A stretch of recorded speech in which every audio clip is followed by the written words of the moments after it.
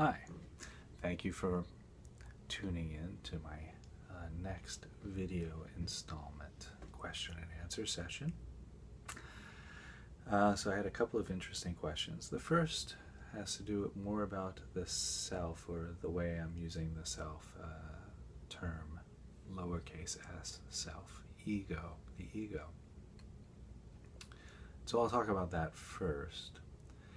So in my last talk, I discussed how transcending the ego, I talked a little bit about how that's done and some of the benefits of that.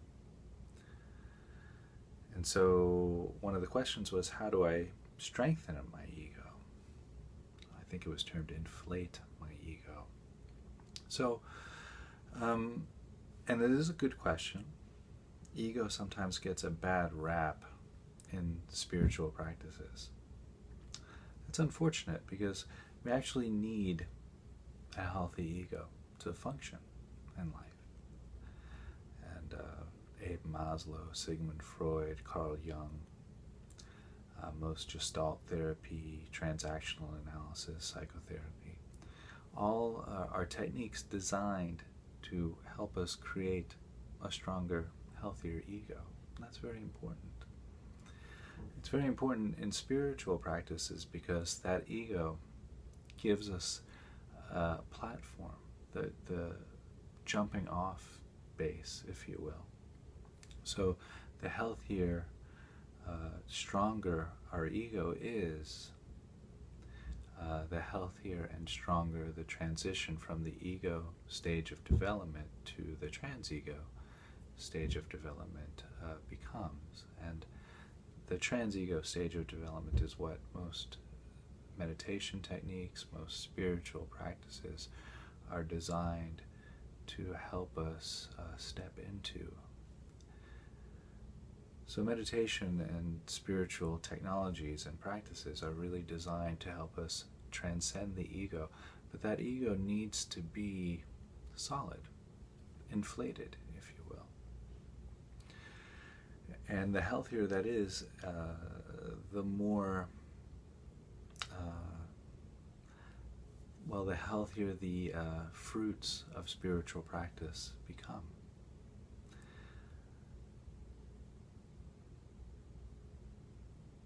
So as we grow from a youngster, maybe starting at age 2, 3, 4, we begin the ego process, or the differentiation process. When we're born into oneness. We can't separate ourselves from the environment when we're born. Age 1.5, 2, we begin to separate ourselves from the environment. We bite on our blanket, or we bite on our thumb. How that hurts, that doesn't hurt. So we start to recognize through trial and error what is our body and what's not our body, what's inside and what's outside. And so we begin to separate and create an ego. Now in that process, from age 2 to age 16, 17, we take some bumps and bruises, psychologically speaking, depending on how sound our upbringing is. And the bumps and bruises are no big deal. That's stuff that we can and do recover from, sometimes, most of the time. And that's the healthy, strong ego. Now when that transition happens smoothly, fine, and most human beings these days stay right there. If they don't go on to meditation, if they don't go on to yoga, if they don't investigate spiritual practices, their ego stays there, and that's fine. But when we go to meditation practices, when we go to yoga, when we go to Reiki, when we go to other spiritual technologies, we start to continue that differentiation process. So from age 2 to 14, 17, whatever, we're separating from the environment, separating what's out there, and creating a nice, healthy ego. And then if we continue that differentiation process, looking at the ego now, and say, oh, that's not me either. That's not me either. That's not me either. I'm not my name on the passport. I'm not my occupation. I'm not the food that I like. I'm not these thoughts. I'm not these feelings. I'm not these emotions. I'm the one who's having the experience of all that. I'm the one who's experiencing the ego. And so that differentiation process continues like that. Now, that's much easier to do when the ego is whole, when the ego is inflated, when the ego is strong. The separation process from the ego happens much more effortlessly. So I hope that answers that question. If not, please do feel free to message me some more questions about that. Then the next question I had was in regards to meditating with the eyes open. Now, in the practice that I teach, primarily, I teach many practices, but in the practice that I primarily teach, the Such Sweet Thunder method, that's outlined on my website and in my book. The first few stages of the practice, we start with the eyes closed, bringing mindfulness to the sensations of the breath, the body, the sounds, and the silence. And so that allows awareness to grow. Most people, when they go through life, our awareness is somewhere around here, right? And we're looking out in our eyes, and the body just kind of dangles here below us. Generally, most people, probably 99% of the people, feel that they exist somewhere behind the eyes, and the body just dangles there. As we bring mindfulness to all the sensations of the breath, awareness gets a little bit larger. We're inhabiting more of our experience now. Then we go through the body scanning, very, very thoroughly through the body scanning. Awareness getting larger and larger and larger. Then we open awareness to the sounds and the silence of the present moment. Awareness again growing, expanding. Now, in that expansive awareness, now we're much larger than what just that vision behind the eyes. Now we're in the breath, the body, the sounds. Inside that expanded awareness, reactive emotions can arise. Anger, lust, desire, passion, fire, fury. Whatever it is, the reactive emotion that arises as a result of the stimulation in our environment. Now, if we can maintain that expansive awareness, anger, let's use anger for example. Everyone can relate to anger. It's a good example. Anger arises. It just arises and then it's allowed to pass through because our awareness is expanded. When we were just the awareness behind the eyes, just that small ego in there, anger arises and then we collapse down on the anger because there's not a lot of space for it to be in there. It's like you have a shot glass filled with water, right? And then when you put some salt in that shot glass, the water tastes very salty, right? Well, now with awareness in the breath, the body, the sounds, and silence, we have a whole cup of water like this, right? And so now we put some salt in that cup of water. It tastes a little salty, not so much. So the effect of the same amount of anger, the same amount of emotional reactivity is much less. Now, in the next stage, when we're ready, we open our eyes, we take in the entire visual field into the meditation practice. So now we're experiencing the breath, the body, the sounds and silence, and the entire visual field. It's really very expansive at this point. That's a lot of the present moment. So seeing all of the colors, all of the shadows, all of the light, and all of the space in the visual field all at the same time. Not focusing on any one particular object or shadow or color or the space, but seeing the entire experience of the visual field equally at the same time. Not labeling anything, not focusing on anything. In addition to all of that, we're hearing the sounds and the silence and feeling the breath in the body. So now our awareness is really expansive if we can maintain awareness on all of that, all at the same time. Now, emotional reactivity arises and it just passes through because our awareness is really like the sky. Anger is like a cloud. Passion, lust is like a bird. And the next thought, oh, I wish, I'd gone to the bathroom before I started, is like a bee that passes through the sky. And so all of these are allowed to pass through the sky of our awareness without collapsing down, as long as we can maintain that open, vast consciousness. And so again, this comes back to transcending the ego. Aspects of our ego arise in that open, clear, spacious awareness. I'm a painter, but we don't attach to being a painter. I'm a musician. That passes through. We don't clasp on it. I'm a male. Let it go. My name is Chris. Again, letting it go. And this happens over and over again. Each thought that we have in the meditation practice contains traces of the ego, contains traces of I.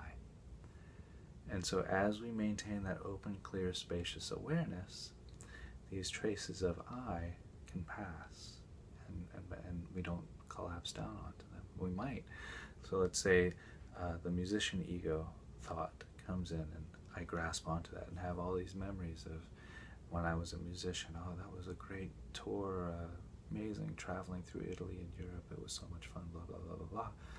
And I say thinking, I let those thoughts go. I come back to the present moment, sensations of the breath, the body, sounds and silence, shadow, color, light, and space. That's the oneness. Always maintaining awareness, always maintaining that oneness. Then emotions can arise and pass, feelings arise and pass, sensations in the body, aches, pains, itches, whatever. It all arises and passes. It's no longer a problem. The problems arise when we allow ourselves to collapse down onto any one particular experience. When we allow ourselves to remain open, aware, there's no more I, there's no more sense of ego. It's just thoughts arise and they pass. Sensations arise and pass. There's nobody there who experiences it anymore. It's just another sensation. It's just another thought. It's just another I moving through that open, clear, spacious awareness, the sky-like awareness. And that's our nature. We are that sky-like awareness. We just become the little ego, the little I, when we identify with any one small aspect of that awareness, whether it's a name, a position, a like, a dislike, an ache, a disease. These are all things that we can identify with, and we do often identify with. But then it makes our reality that small, very, very small, when in fact our reality is much, much, much larger. So that's the benefit of meditating with the eyes open, is that now our awareness is really expansive and large, and things have room to pass through the awareness very effortlessly. We don't collapse down onto them any longer like that. And then after we open the eyes and we rest in that for a while, in this practice that I teach, the Such Sweet Thunder method, we open awareness again, even larger, to experience any feelings or emotions. And now we can do that without collapsing down because we're already expanded out. So feelings and emotions are allowed to come and pass through that sky-like awareness. So we can experience those. We don't repress anything. We honor whatever we're experiencing: lust, desire, passion, anger, humor, laughter. It's all the human emotional landscape. And that landscape can be beautiful and wonderful, and it can be celebrated. It only becomes a problem when we buy into each and any valley or mountain within that landscape. So now, in that open, clear, vast, sky-like awareness, we can experience that landscape without buying into it. So, then we're resting in the breath, the body, the sounds and silence, shadow, color, light, and space, thoughts and feelings, and we open our heart to the entire experience. Beautiful. That's the next stage, the opening of the heart, embracing whatever's arising in the present moment. All of the sensations, all of the feelings, all of the sights, all of the sounds, opening our heart to the entire experience. And then we turn our attention again to the one who's having this experience. And I talked a little bit about this on the last video. We use questions, insight questions, such as who's having this experience, or what is having this experience, or who am I? What am I? What color is mind? That's a good one. I like that one. What color is experience? And when we use questions like this to direct our attention, our awareness to the I, we recognize that there's no I there. It's all just another experience. We turn our attention inward and we see, oh, where am I? Who am I? Well, that's just another experience. Well, who's having that experience? Well, there's another sensation there that feels like me, but that's just another experience. Who's having that experience? And that feels like me, but that's just another feeling. Who's having that feeling?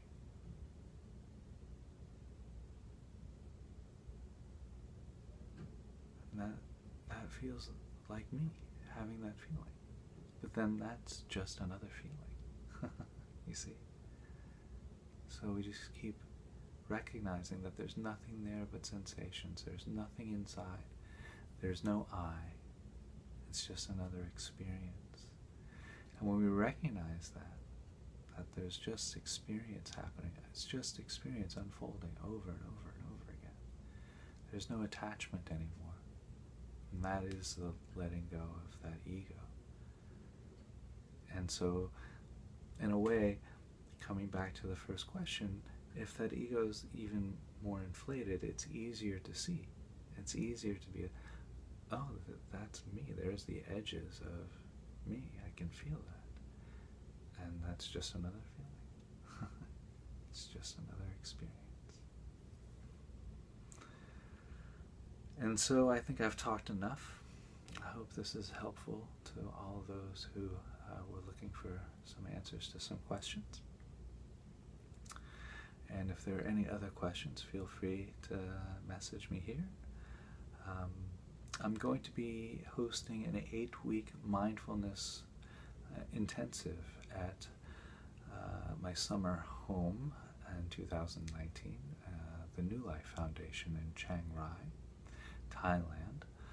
In that intensive, I'm going to be, or we will be, looking at writings by Ken Wilber, my teacher Ken MacLeod, Stephen Batchelor, Thich Nhat Hanh, and we'll be meditating a lot.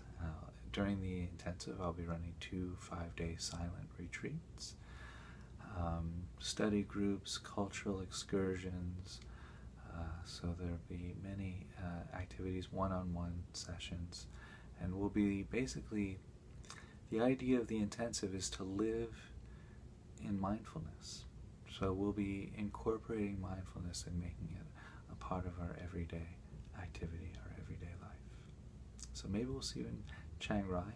You can also come for one or both of the 5-day meditation retreats as well. For further information, do visit my website, www.suchsweetthunder.org. Not .com. SuchSweetThunder.com takes you to a really great Duke Ellington record. But it's not my book. It's not my website. So go to .org and check out all of the information about the retreats and the programs, videos such as this one. Thank you very much. Bye.